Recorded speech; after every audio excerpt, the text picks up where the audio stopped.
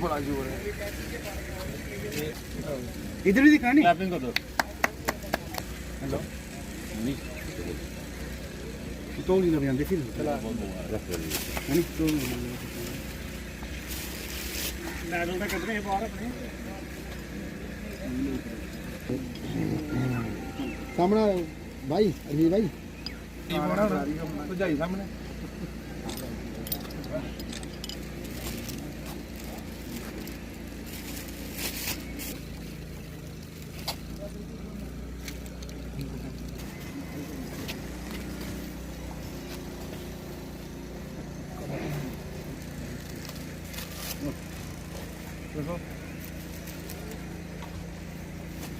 ज़्यादा हुआ जल्दी उठे मैं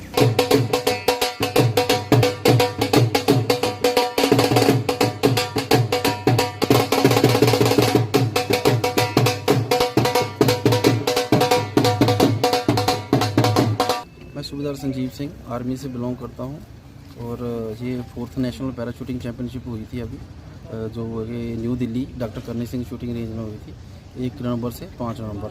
इसमें पिछले 4 साल से मैं पार्टिसिपेट कर रहा हूँ नेशनल में। पिछले साल भी मेरा एक सिल्वर मेडल था, उससे पिछले साल भी सिल्वर मेडल था। इस साल तो इसमें थोड़ा ज़्यादा एफर्ट लगा के एक 10 मीटर एयर पिस्टल में गोल्ड मेडल आया है और 25 मीटर जो स्पोर्ट पिस्टल है उसमें मेरा ब्रोंज मेडल आया है। तो ऐसे करके एक शुरू से ही मेरी लगन थी शूटिंग में, तो काफ़ी देर से मैं कर रहा था। पहले भी की थी, फिर छोड़ दी थी, अभी दोबारा करके और ये मेडल हासिल किए हैं। और सबसे ज़्यादा सपोर्ट किया है मुझे आर्मी मार्क्समैनशिप जोन तक, जहाँ से मैं पूरा ट्रेनिंग करता था। फिर उसके बाद PCI para committee of India, उसके बाद NRA नेशनल राइफल एसोसिएशन, जिसके अंडर हमने ट्रेनिंग करी और कैंप अटेंड करे और ये मेडल हासिल करें। आप यूथ के लिए एक रोल मॉडल है। यूथ जो है वो इस गेम में पार्टिसिपेट करना चाहता है, पर कहीं ना उन्हें ट्रेनिंग मिल पाती है। बिल्कुल, ये हमारा शुरू से प्लान है कि मेरा पिछले 10 साल का ही मैंने सोच के रखा हुआ कि जैसे ही मैं रिटायरमेंट आऊँगा सबसे पहला यही करना है कि जो यूथ को है एक स्पोर्ट्स के प्रति हम स्कूलों से शुरू करेंगे। स्कूल में भी जैसे हमारी गेमें नहीं हो पाती, तो जो एक बच्चे हैं बच्चों को स्कूल से ही एक गेमों की तरफ मोटिवेट करके उनको गेमों की तरफ लाने की जो यूथ नशे की ओर जा रहा है उनको क्या संदेश रहेगा? यूथ नशे की ओर इसलिए जाता है कि उनको एक प्लेटफॉर्म नहीं मिल पाता, उनके पास एक टाइम है और जब उस टाइम में उनको कुछ करने को मिलेगा नहीं तो वो नशे की तरफ जाएगा। अगर वो स्पोर्ट्स की तरफ एक अपना मोटिवेट जहाँ स्पोर्ट्स की तरफ बिजी रहेंगे तो उनका नशे की तरफ नहीं जाएगा। एक मैसेज है कि नशे की तरफ तभी जा रहा है कि उनको करने को कुछ मिल नहीं रहा। कि सारे बच्चे हैं जो पढ़ाई में अच्छे नहीं होते, सारे अफसर नहीं बन पाते, जो जिनको लो लेवल का उनको एक प्लेटफॉर्म मिलना चाहिए गेम का, स्पोर्ट्स का, ताकि वो उस लेवल पे उस एज में जाके स्पोर्ट्स की तरफ उनका जो लाइन है स्पोर्ट्स की लाइन मिल जाए, ताकि वो नशे की तरफ लाइन वाले तरफ ना जाए।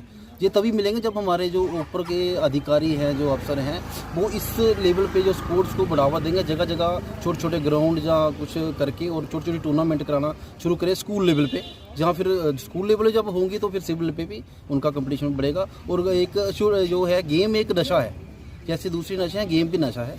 जैसे हमने कब शुरू किया, हमारे को भी नशा है, अब तक हम नहीं छोड़ पा रहे, लेके उसके बाद भी जैसे ही कोई बच्चा अगर इस नशे में गिर गया वो नहीं दूसरे नशों में नहीं जाएगा। सर आखिरी सवाल रहेगा कि जिस तरह कोई गेम्स होते हैं उसमें फिजिकल स्ट्रेंथ की ज़रूरत होती है, इसके लिए किस तरह से जो है प्रिपरेशन करनी पड़ती है और आपको कितना कठिनाइयों का सामना करना पड़ा? नहीं, कठिनाई को सामना करना पड़ता है। कठिनाई दिमाग से और दिल से ही मानी जाती है।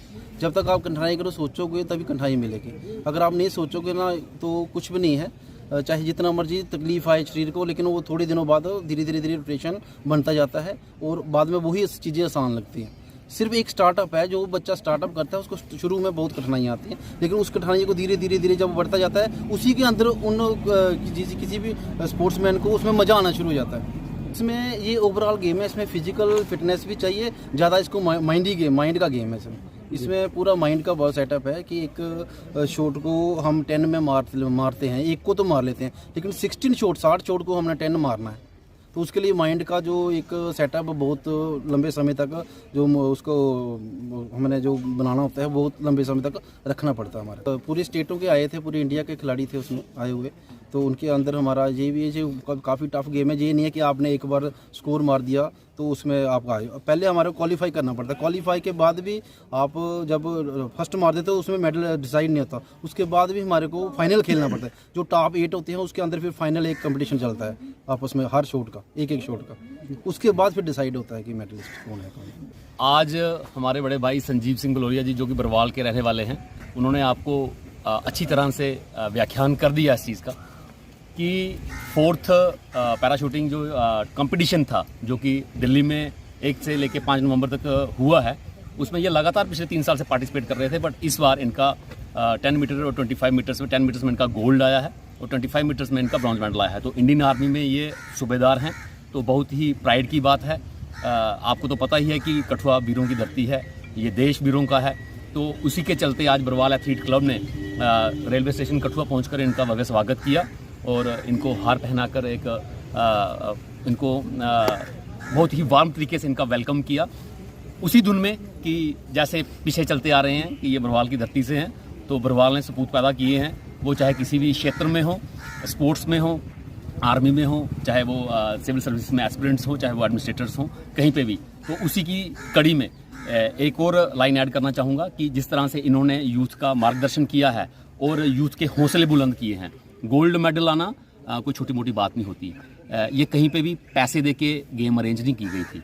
ये इंडियन आर्मी के द्वारा एक सशक्त और एक ऑर्गेनाइज तरीके से गवर्नमेंट ऑफ इंडिया के द्वारा रजिस्टर्ड जो एक एसोसिएशन है उसके द्वारा ये गेम करवाई गई थी। और जो शूटिंग गेम है ये इनकी प्रोफेशनल गेम है, जो कि ये आर्मी में शुरू से लेके करते आ रहे हैं।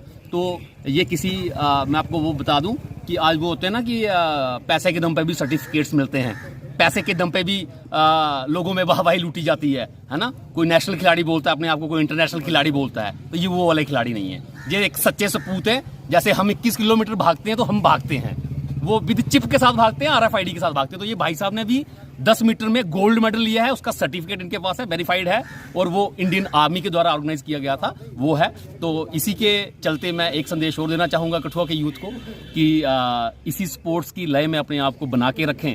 जैसे हमारे भाई साहब ने आज इस चीज़ को प्रूफ कर दिया है कि we are having the capability, we are having the dedication, we are having the dignity towards our country, we are the young youth of this country, this Kathua. तो we are having the capability to represent our district on the top of the countries list. तो इसी क्रम में आज मैं आप सभी media बंधुओं का धन्यवादी रहूँगा।